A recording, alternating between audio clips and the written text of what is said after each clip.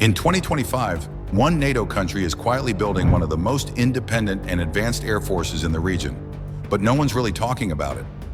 So, how strong is Turkey's Air Force today, and what does it mean for NATO's future?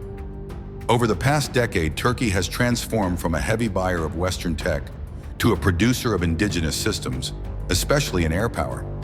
But what does that transformation actually look like in numbers, capabilities, and strategy?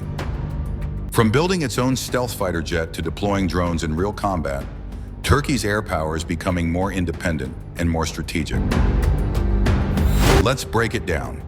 F-16 C/D Fighting Falcons, over 200 units, some modernized with AESA radar.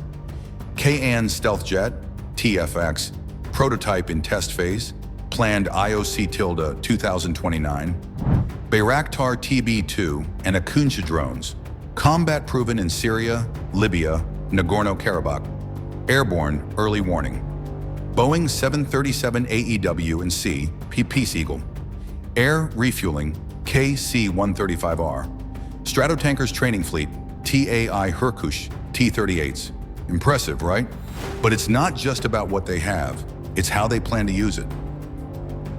Turkey's Air Force doctrine has shifted.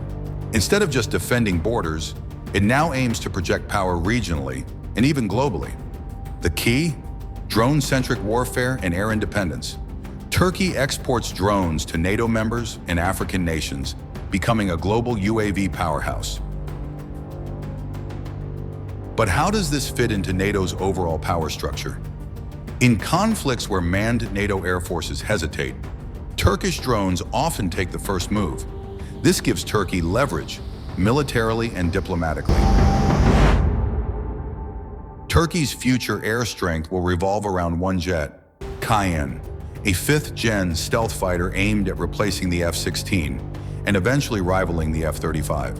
If successful, it positions Turkey as one of only 5 countries to field a homegrown stealth jet. That's not just power, that's influence.